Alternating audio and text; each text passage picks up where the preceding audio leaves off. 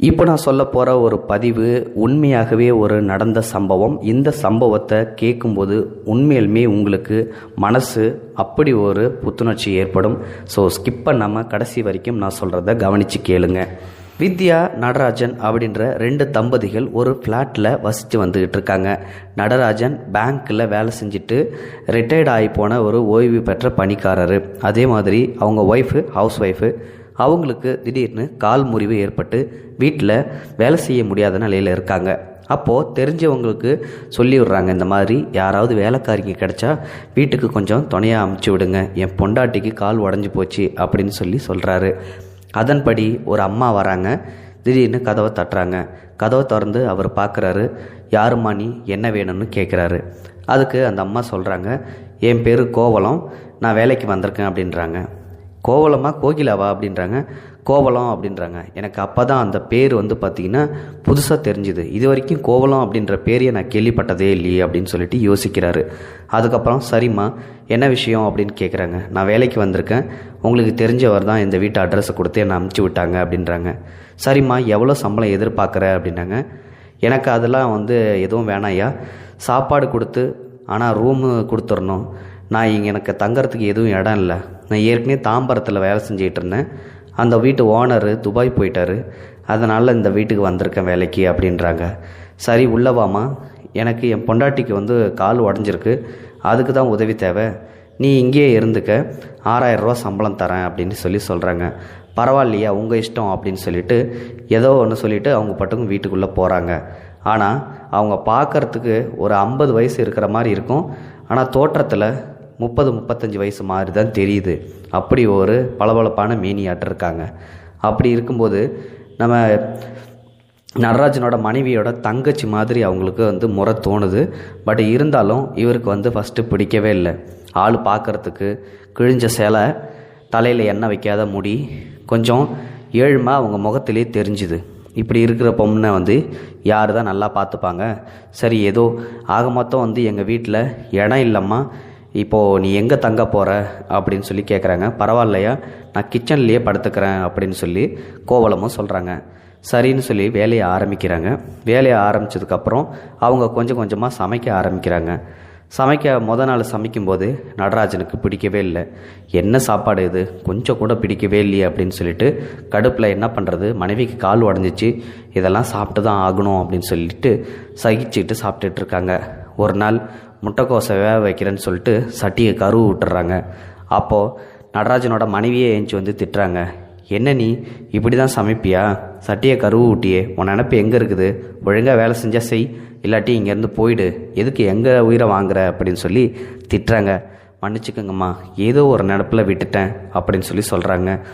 இது வரைக்கும் அவங்க சாப்பாடு சாப்பிட்ட அவங்களுக்கு கொஞ்சம் கொஞ்சமாக ஒரு மாதத்துலேயே அவங்களோட சாப்பாடு பிடிச்சி போயிடுச்சு. நல்ல சாப்பாடு, அதுக்கப்புறம் பலகாரம், ஸ்வீட் ஐட்டம்ஸ் எல்லாமே விதவிதமாக செஞ்சு போட ஆரம்பித்தாங்க. ஒரு அக்காவை பார்த்துக்கிறத மாதிரியே அந்த கால் உடஞ்ச நடராஜன் மனைவியை கோவலம் பார்த்துக்கிறாங்க. இப்போது கோவலத்தை அந்த வீட்டுக்காரங்களும் நல்லா கவனிச்சிக்கிட்டே இருக்காங்க. எந்த ஒரு ஆடம்பரமும் இல்லை, தன்னோட கஷ்டத்தை சொல்லி புலம்பவும் இல்லை. சாப்பிட்றது, தண்ணி குடிக்கிறது, டீ குடிக்கிறது, இந்த மாதிரி எந்த ஒரு காட்சியும் பார்த்ததே இல்லை. ஒரே ஒரு நாள் மட்டும் நடராஜன் ஒளிஞ்சு நின்று கோவலம் சாப்பிட்றத பார்த்துருக்காரு. அதுவும் வெறும் சொத்தை சாப்பிட்ருக்காங்க. கஞ்சியில் உப்பு கூட போடாமல் சாப்பிட்டுட்டு இருக்கிறத பார்த்துட்டு அவங்களுக்கு கண்ணே கலங்கிடுச்சு. ஆனால் கோவலம் அது எதையுமே பொருட்படுத்தாமல் தூங்குறது கூட தெரியவே தெரியாது. காலையில் அவங்களுக்கு முன்னாடியே ஏஞ்சிருவாங்க. அதே மாதிரி வேலையை முடிச்சுட்டு படுக்கிறது, அவங்க தூங்குனதுக்கு அப்புறம் தான் தூங்குவாங்க. இப்படி நாட்கள் போய்கிட்டே இருந்தது. சாப்பாடு நல்லா சமைச்சிக்கிட்டு இருந்தாங்க. ஒரு நாள் பேங்க்கில் வேலை செஞ்ச அவங்களோட ஸ்டாஃபும் வந்துடுறாங்க. பணி ஓய்வு பெற்று இருக்கிறதால அடிக்கடி அவங்களோட ஃப்ரெண்ட்ஸுங்க வருவாங்க. நடராஜனை பார்க்குறதுக்கு வராங்க. அப்போ தான் கேரட் அல்வா செஞ்சு கோவலம் கொண்டாந்து வைக்கிறாங்க. அந்த அல்வாயை சாப்பிட்டுட்டு எல்லாரும் செம்ம சூப்பராக இருக்குது, இன்னும் கொஞ்சம் வேணும், இன்னும் கொஞ்சம் வேணும்னு அவங்க ஃப்ரெண்ட்ஸ் எல்லாருமே சொல்கிறாங்க. அப்படி ஒரு அசத்தலான சாப்பாடு. இப்போது நடராஜனுக்கும் வித்யாவுக்கும் 2 பசங்க இருக்காங்க. ஒரு பையன் மும்பையில் அவங்க ஒய்ஃபோடு இருக்காங்க, இன்னொரு பையன் டெல்லியில் இருக்காங்க. எப்போயாவது லீவு கிடச்சிதுன்னா சம்மரில் ஹாலிடேவுக்கு திருப்பி கொஞ்ச நாள் ஃபங்க்ஷன் எதாவது இருந்ததுன்னா அட்டன் பண்ணிவிட்டு போயிடுவாங்க. இப்போது இவங்க 2 பேருமே வந்து வெளியில் இருக்கிறதால இவங்க 2 பேர்த்தையும் பார்த்துக்கிறதுக்காக தான் கோவலம் இருக்கிறாங்க. இந்த மாதிரி ஒரு சுச்சுவேஷனில் திடீர்னு மூத்த பையன் ஊருக்கு வராரு மருமகளை கூட்டிகிட்டு. எல்லோரும் சந்தோஷமாக சாப்பிட்றாங்க. அப்போது கோவலத்தோட சாப்பாடை சாப்பிட்டுட்டு மூத்த பையன் ரொம்ப அருமையாக இருக்குது, இந்த வேலைக்காரி இந்த மாதிரி வந்து கிடைக்கிறது கஷ்டம்தான், நான் வந்து கூட்டிகிட்டு போயிடுறேன் அப்படின்னு சொல்லி சொல்கிறாங்க. அதுக்கு மருமகளும் சொல்கிறாங்க, ஆமாம்மா எனக்கும் இந்த வேலைக்காரியை பிடிச்சிருக்கு, ரொம்ப அவ்வளோ ஒரு எளிமை, எந்த ஒரு கெட்ட பழக்கமும் கிடையாது, யாருக்கிட்டையும் எதுவும் வம்பு தும்பும் வச்சுக்கிறது இல்லை, சாப்பாடு கூட சாப்பிட்றது கூட வெளியில் தெரியல, அவ்வளோ அருமையாக சமைக்கிறா, இந்த வேலைக்காரியை நாங்கள் கூட்டிகிட்டு போகிறோம், நீ கேட்குறத விட நான் அதிகமாகவே சம்பளம் தரேன் வாமான்னு சொல்லி கூப்பிட்றாங்க மூத்த பையனும் மருமகளும். அதுக்கு கோவலம், வேண்டாங்க நான் இங்கே இருக்கிறதே எனக்கு போதும், தராங்க எனக்கு தகுந்தா போல் அப்படின்னு சொல்லிடுறாங்க, மறுத்துடுறாங்க. உடனே அவங்களும் 2 நாள் இருந்துட்டு திருப்பி ஊருக்கு போயிடுறாங்க. இது வரைக்கும் 6 மாதம் கடந்து போச்சு. இந்த 6 மாதத்தில் ஒரு நாள் கூட தலைவலிக்குது, ஜுரம், எனக்கு லீவு வேணும்னு சொல்லி கேட்டதே இல்லை. எல்லா வேலையும் இழுத்து போட்டுக்கிட்டு செய்வாங்க. அவங்க முதலாளி கொடுக்குற சாப்பாடை கூட விதவிதமாக செஞ்சு சாப்பிடுவாங்க. அதில் கொஞ்சம் கொடுன்னு சாப்பிடுன்னு சொன்னால் வேணா ஐயா பரவாயில்லன்னு சொல்லி தான் சொல்லுவாங்களே ஒஞ்சி சாப்பிட்டதும் கிடையாது. தட்டில் ஓரமாக கொண்டு போய்ட்டு கிச்சனில் வச்சா கூட அது சாப்பிட்றதில்ல. வெறும் சோத்தில் தண்ணியில் ஊற்றி உப்பு போடாமல் தான் சாப்பிடுவாங்களாம். அதோட தீபாவளி பொங்கல்னு சொல்லி சாரியாவது மாற்றி கட்டுமான்னு சொல்லி புடவை கொடுத்துருக்காங்க. அந்த புடவை எதுவுமே கட்டாமல் சைடில் அப்படியே வச்சுருந்துருக்காங்க. அவங்க அந்த கட்டிட்டு வந்த புடவையை மட்டும்தான் 2-3 மாற்று துணியோடு வச்சு இங்கிட்ட வந்து நடமாடிட்டு இருந்திருக்காங்க. திடீர்னு ஒரு நாள், ஐயா நான் பூந்தமல்லி வரையும் போயிட்டு வரணும்னு சொல்லி கேட்குறாங்க. திடீர்னு வந்து கேட்கும்போது, அதுவும் தயக்கமாக கேட்கும்போது, என்னம்மா வேலைன்னு சொல்லி கேட்குறாங்க. எந்த ஒரு பதிலுமே சொல்லாமல் அப்படியே நிற்கிறாங்க. சரி போயிட்டு வா அப்படின்னு சொல்லி அவங்களும் அமுச்சு விட்றாங்க. கோவலம் எல்லா சாப்பாடு எல்லாத்தையும் தான் சமைச்சிட்டு மதியத்துக்கு உங்களுக்கு தேவையானதை செஞ்சு கொடுத்துட்டு அப்புறமா நான் போகிறேன்யா அப்படின்னு சொல்கிறாங்க. அதெல்லாம் ஒன்றும் வேணாம், 6 மாதத்துக்கு அப்புறம் நீயே இப்போ தான் அரை நாள் லீவு கேட்டிருக்க, எந்த சமையலும் செய்யலாம் எல்லாம் நாங்கள் பார்த்துக்குறோம், நீ போ அப்படின்னு சொல்லி அமுச்சு விட்டுறாங்க. உடனே அந்த வேலைக்காரியும் போகிறாங்க. மறுநாள் சாயங்காலம் தான் வராங்க. வீட்டுக்குள்ளே வந்த உடனே ஒரு தயக்கத்தோட, ஐயோ பொண்டாட்டியால் ஏந்திரிக்க முடியாது, இவருக்கு சமைக்க தெரியாது, இப்படிப்பட்டவங்களில் தனியாக விட்டுட்டு போயிட்டு நம்ம வரமே அப்படின்ற தயக்கத்தோடு உள்ளே வராங்க. மன்னிச்சிருங்க ஐயா கொஞ்சம் லேட்டாகிடுச்சின்னு சொல்லிட்டு உள்ளே வந்துட்டு காஃபியை போட்டு கொடுத்து உளுத்த பருப்பு உருண்டிய சாப்பாட்டில் செஞ்சு கொடுக்குறாங்க. சாப்பிட்றாங்க. சாப்பிட்டுட்டு அதுக்கப்புறம் தூங்க போயிடுறாங்க. மறுநாள் காலையில், ஏங்க நான் நைட்டெல்லாம் கிச்சனில் போய் பார்த்தேன், கோவலம் செம்மையாக அழுதுகிட்டே இருந்தா, என்னன்னு கொஞ்சம் கேளுங்க, நான் என்னத்தை கேட்குறது, நான் எத்தனை தடவை கேட்டாலும் ஒன்றுமே சொல்ல மாட்டேன்றா அப்படின்னு சொல்லி அவங்களும் 2 பேருக்குள்ளே பேசிகிட்டு இருக்காங்க. அப்போ தான் திடீர்னு காலிங் பெல் அடிக்குது. காலிங் பெல் அடித்த உடனே ஒரு 30 வயசில் ஒரு பையன் வரான். எங்கள் அம்மாவை கூப்பிடுங்க அப்படின்றாங்க. நீ யாருப்பா, யார் தேடி இங்கே வந்த, யார் உன்னோட அம்மா, உனக்கு யார் வேணும்னு கேட்குறாங்க. எங்கள் அம்மா பேர் கோவலம், அவங்க இங்கே தான் இருக்கிறதா சொன்னாங்க, எங்கே கூப்பிடுங்க அப்படின்றாங்க.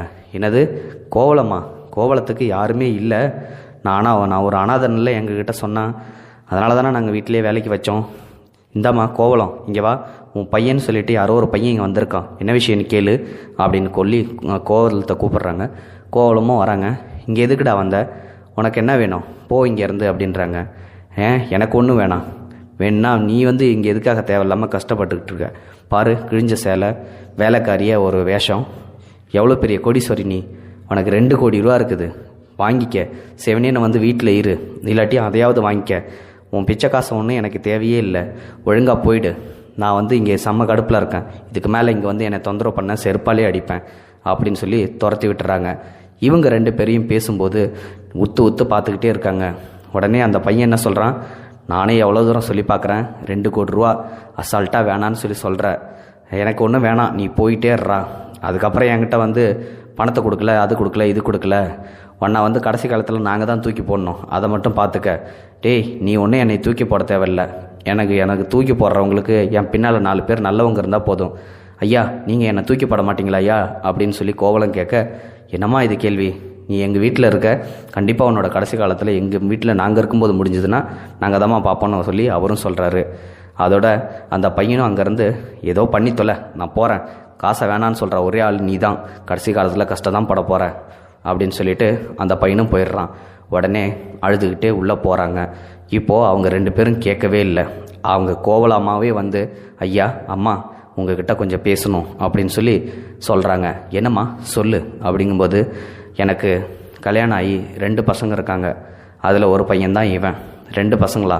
ஐயோ, என் 2 பிள்ளைங்கள மறந்துட்டுனே. 2 பிள்ளைங்களையும் நல்ல இடத்துல கட்டி கொடுத்தாச்சு. ஒரு ட்ராவல்ஸ் ஆஃபீஸ் வச்சுருக்கோம். ஏக்கர் கணக்கில் எங்களுக்கு சொத்து இருக்குது. கல்யாண மண்டபம் பூந்தமண்டியில் கட்டியிருக்கோம். அந்த மண்டபத்தை விற்க போகிறதா நான் நேற்றுக்கு காய்கறி கடைக்கு போனேன்ல, அப்போ என் பையனை பார்த்தேன். அவன் தான் சொன்னான். அதனால தான் உங்கள்கிட்ட நான் நேற்றுக்கு 6 நாள் லீவு கேட்டுட்டு ரெஜிஸ்டர் ஆஃபீஸுக்கு போயிட்டு கையெழுத்து போட்டு வந்தேன். இவ்வளோ தான் ஏன் நடந்துச்சு. அந்த 2 கோடி ரூபா மொத்தம் 8 கோடி ரூபாய்க்கு விற்றுச்சு. அதில் 2 கோடி ரூபாய் எனக்கு பங்கு கொடுக்குறேன்னு சொன்னாங்க. அந்த 2 கோடியை தான் வேணான்னு சொல்லி சொன்னேன் அப்படின்னு சொல்லி சொல்கிறாங்க. ஏன் கோவலம், எதுக்கு நீ இவ்வளோ கஷ்டப்படுற? நான் நினச்சேன் உன்னோட தோற்றம் தான் பார்க்குறதுக்கு 30-35 வயசு மாதிரியே இருக்குது. ஆனால் உனக்கு வயசு 50ன்னு நினச்சப்பவே நீ பெரிய கோடீஸ்வரியாக தான் இருக்கணும்னு எனக்கு இப்போ தான் புரியுது.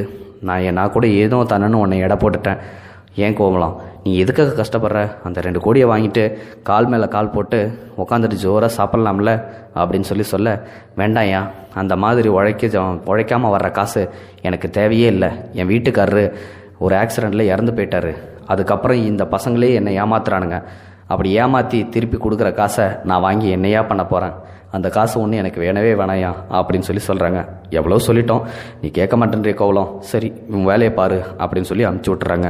அதுக்கப்புறம் இவங்க 2 பேரும் பேசிக்கிறாங்க. பாத்தியா, நம்ம எவ்வளோ பெரிய பணக்காரியை எங்கள் வீட்டில் ஒரு வேலைக்காரியாக நம்ம அடைச்சி வச்சுருந்துருக்கோம். என்ன சொல்கிறதுனே எனக்கு தெரியல. சரி, இருந்துட்டு போட்டுங்க, அவள் பாட்டுக்கு அவள் வேலையை பார்க்கட்டும், நம்ம பாட்டுக்கு நம்மளாக இருப்போம் அப்படின்னு சொல்லிட்டு நைட்டு எல்லாத்துக்கும் சாப்பாடு சமைச்சு போட்டு பரிமாறிட்டு அவங்கவுங்க ரூமுக்கு தூங்க போயிடுறாங்க. கோவலமும் கிச்சனில் தரையில் படுத்துக்கிட்டாங்க. இப்போது காலைல ஏஞ்சி உடனே வராங்க. தினமும் காலைல ஏஞ்சி உடனே டிகேஷன் போட்டு ரெடியாக இருக்கும் கோவலம். இன்றைக்கி எங்கே கோவலத்தை காணோம்? கோவலம் என்னம்மா பண்ணுற அப்படின்னு சொல்லிட்டு அவன் நடராஜன் உள்ளே வராரு. கிச்சன் உள்ளே காணோம். உடனே மனைவி கிட்ட சொல்கிறாங்க, ஏய் இங்கே பார், கோவலத்தை காணோம் அப்படின்னோடனே முல்லை அவங்களும் நடந்து வராங்க. வந்துட்டு எங்கே உன்னையும் காணோம் அப்படின்னு சொல்லிட்டு பார்க்குறாங்க. ஒரு லெட்டர் மட்டும்தான் இருக்குது. அந்த லெட்டரில், ஐயா அம்மா என்னை மன்னிச்சிருங்க.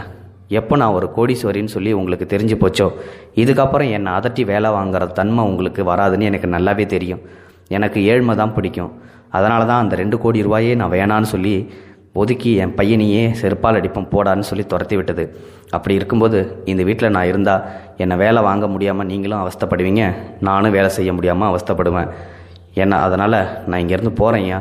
ஆனால் நான் சும்மா ஒன்றும் போகல. இதுக்கப்புறம் நீங்கள் என்னோடய சம்பள பணத்தை என்ன பண்ணுறீங்க அப்படின்னா உங்கள்கிட்ட நான் நீங்கள் கேட்கும்போதெல்லாம் நான் வேணான்னு சொன்னேன்ல, சம்பளத்தை மொத்தமாக வாங்கிக்கிறேன்னு சொல்லி சொன்னேன்ல, அந்த காசை மட்டும் அடையாறில் இருக்கிற அனாத ஆசிரமத்துக்கு கொடுத்துருங்க ஐயா.